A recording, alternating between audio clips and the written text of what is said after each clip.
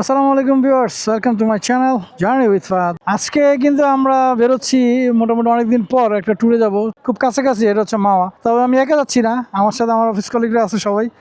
হ্যাঁ, এই যে শুভ ভাই আছে, অনেক ভাই আছে, তাকি ভাই আছে। বাইক যাচ্ছে মোট তিনটা, তাকি ভাইয়ের একটা, আমারটা, আমার লিফন কেপিটি, আর হচ্ছে আমাদের মাঝে একটা মুরব্বী আছে। মুরব্বী যাচ্ছে হচ্ছে অ্যাবসেট নিয়ে, ঠিক আছে। আর এই আশরাফ ভাই আছে, আশরাফ ভাইয়ের অনেকে চিনে। আশরাফ ভাই দেন না কি মাঞ্জাটা মারছে। আশরাফ ভাই যাচ্ছে আমাদের সাথে, আশরাফ ভাইয়ের বাড়ি তো ওখানেই মাওয়াতেই। তো দেখি যেতে যেতে কথা বলবো ইনশাআল্লাহ। আলহামদুলিল্লাহ আমরা বেরিয়ে গেছি তিনটা বাইক। আমার সাথে শুক্র ভাই আছে। শাপলা চত্বরের দিকে আছি আমরা। ইউটার্ন করে আমরা ফ্লাইওভার দিয়ে উঠে যাবো ইনশাআল্লাহ। দেখ, আমরা অলরেডি মাওয়া ফ্লাইওভারে উঠে গেছি। এই জার্নিতে আমার সবচেয়ে বড় প্যারা হচ্ছে আমার তেলের সংকট, মানে তেল নাই, মাত্র 3 দাগ তেল আছে। এর মধ্যে যাচ্ছি হচ্ছে মাওয়া। ফার্স্ট টাইম আমরা এই গ্রুপটা যাচ্ছি মাওয়া, অনেক দিন পর, মানে কত মাস পরে আসছি আল্লাহ জানে।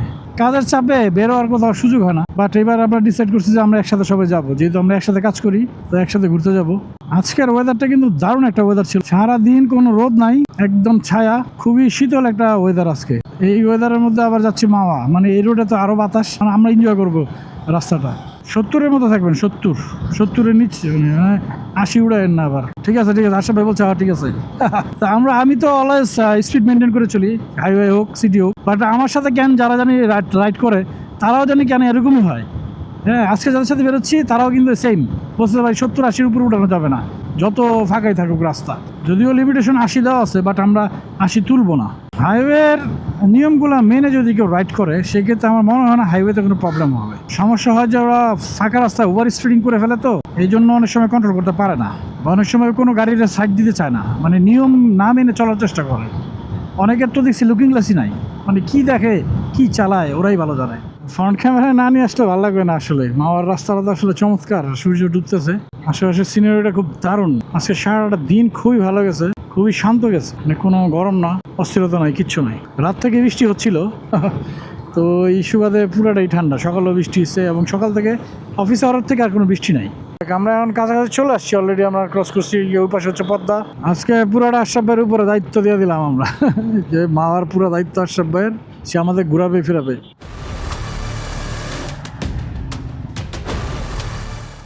আসরের সময় হয়ে গেছে তো, নামাজের বিরতি। আমরা এখন ওই যে মাওয়াতে ঢুকতেই যে মসজিদটা, পশ্চিম শিমুলিয়া আর মদিনা জামি মসজিদ, এখানে আছি।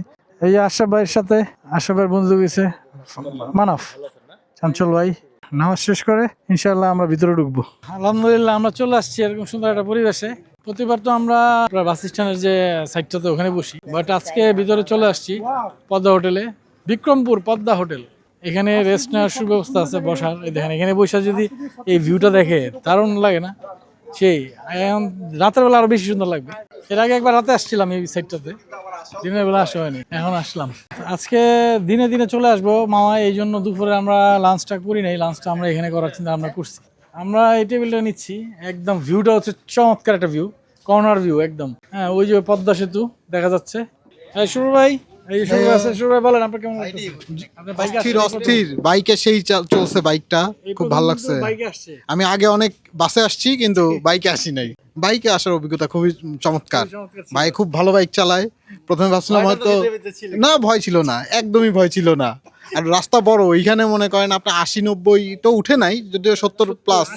হ্যাঁ, 80 টাচ করি নাই, 70-এই খুব, বাট বোঝা যায় না এই রাস্তায়। আপনি বলেন অনেক ভাই, এই অনেক ভাই আছে, যেখানে ফাহাদ ভাই আছে সেখানে কোনো ভয় নাই। গতিটা এখানে, গতিটা মেটার না, ফাহাদ ভাই মেটার। ফাহাদ ভাই ইজ অলওয়েজ স্পেশাল। সবার মুরব্বী কিন্তু। হ্যাঁ, যদি কিছু বলেন। তো মাওয়া তো আমি অনেকবার বহুবার আসছি, বাইকে আসছি। তো আলহামদুলিল্লাহ আজকে মাওয়াটা অন্যরকম সুন্দর। আমি কখনো এত সুন্দর ভিউ কখনোই পাই নাই। আর বাইক ট্যুরের কথা যেটা বলবো, যে আজকে আমরা কেউ 80-র উপর তুলেই নাই, 80 লিমিটের মধ্যে ছিলাম, কিন্তু আবহাওয়ার কারণে জোশ লাগছে, অনেক জোশ লাগছে। মানে পুরা মেঘলা আকাশ, কিন্তু বৃষ্টি নাই, বাতাসটা একদম গায়ের মধ্যে চরম ভাবে ভালো লাগছে। আলহামদুলিল্লাহ। ভাইয়ার সাথে আছি, ভাইয়া কিন্তু আমাদের সাথে প্রথম এবার। ভাইয়ার এলাকায় আসছি, ওনাদের এলাকায়। এই যে ভাইয়া যদি কিছু বলেন। আসলে প্রথম হলেও সবাইকে দেখে খুব আপন মনে হচ্ছে, সবাই অনেক আন্তরিক। আমার ফ্রেন্ড আশরাফের সবাই কলিগ, সবাইকে অনেক ধন্যবাদ আমার এলাকায় ঘুরতে আসার জন্য।